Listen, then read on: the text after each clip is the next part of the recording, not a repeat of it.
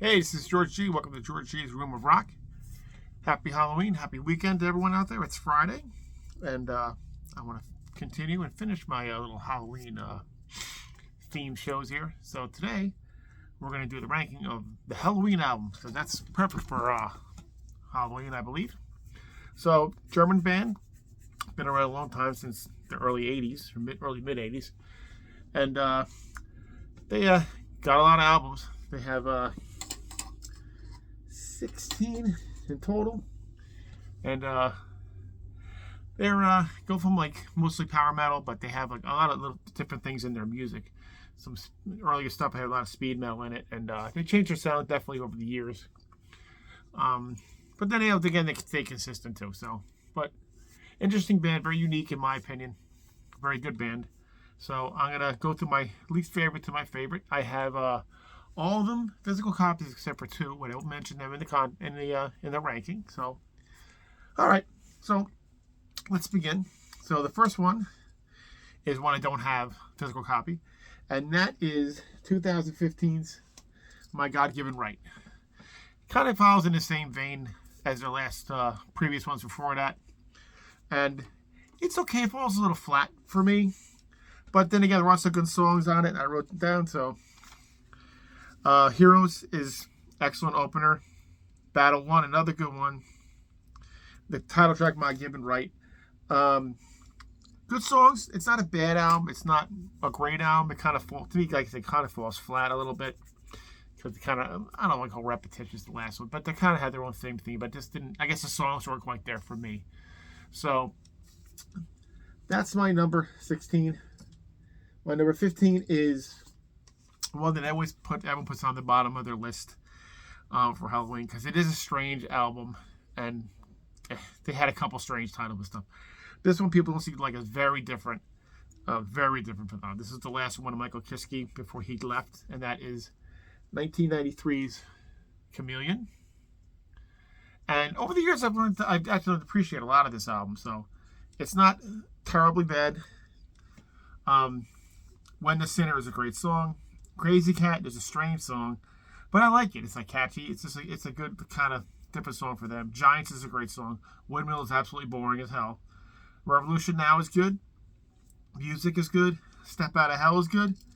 Like I said, it's got some good tracks on it. It's just not exactly a perfect Halloween album, because they did a lot of different things. I think maybe that led to the dismissal of Michael Kiske, or he left. I don't know if he left today. I don't know the story for that. But yeah, that's my number 15.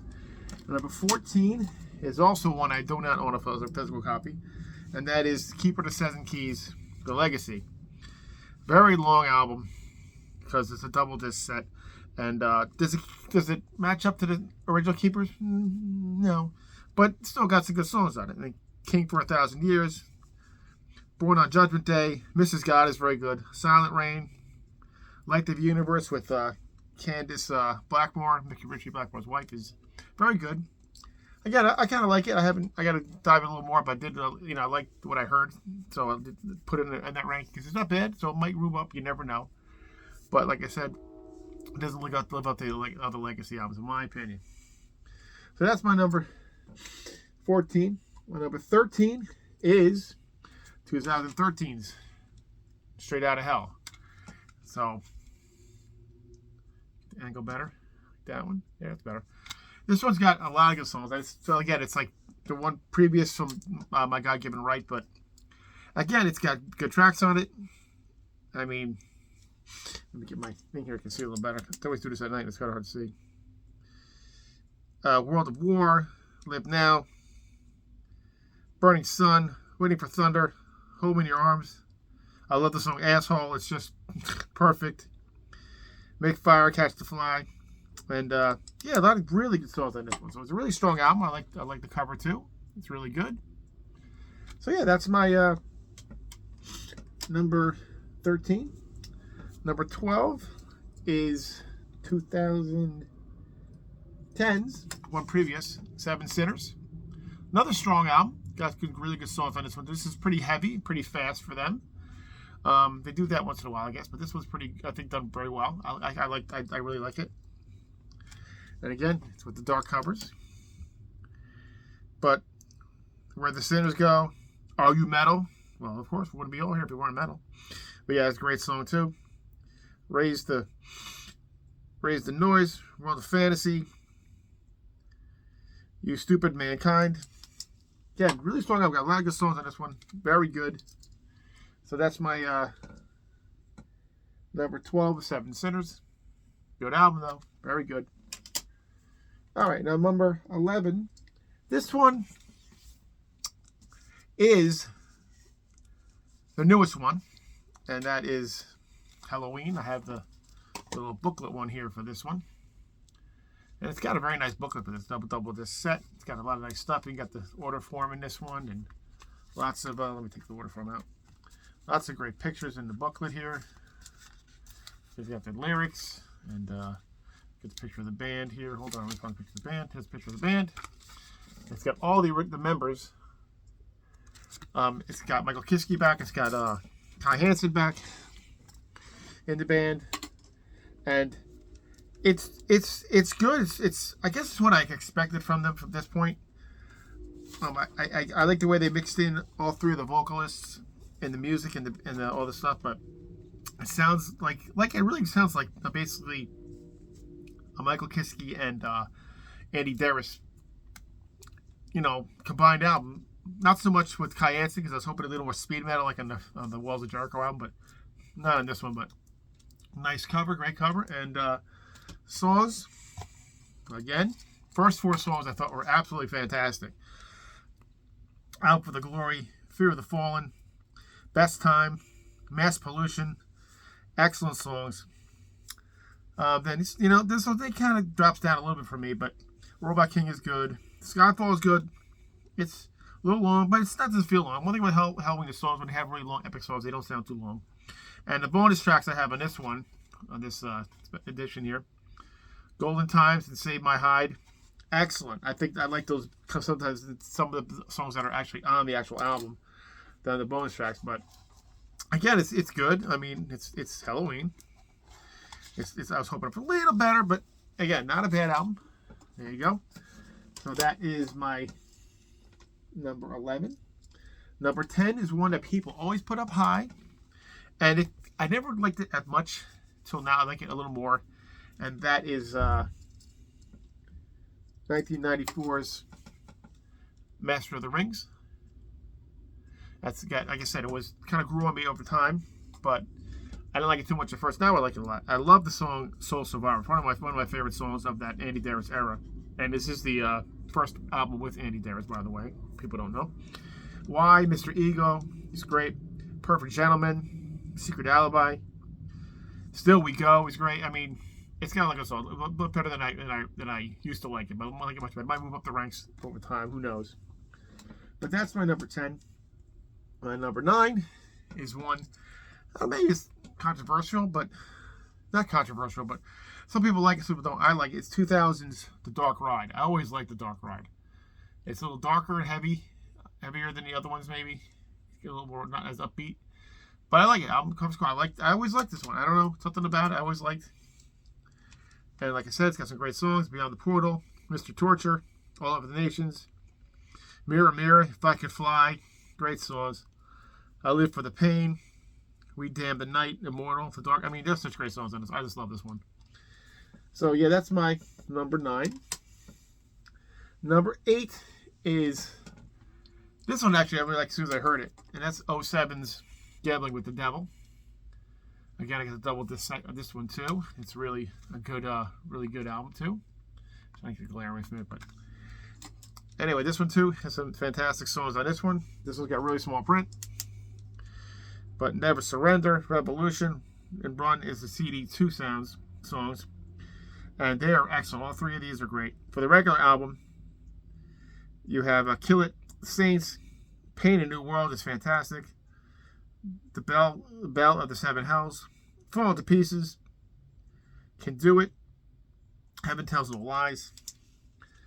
Just another one. Just a great solid album front to back. Always like this one too. Really good. Gambling with the Devil. That is number 8. Number 7 is another one that's got another great song. You know, people always rank this one very high, and it's not that it's bad. I like it a lot, and that's Better Than Raw, which was 1998. Great album, great cover too. Excellent songs on this one. Great back cover too. Great stuff. Okay, so dark in here all the time.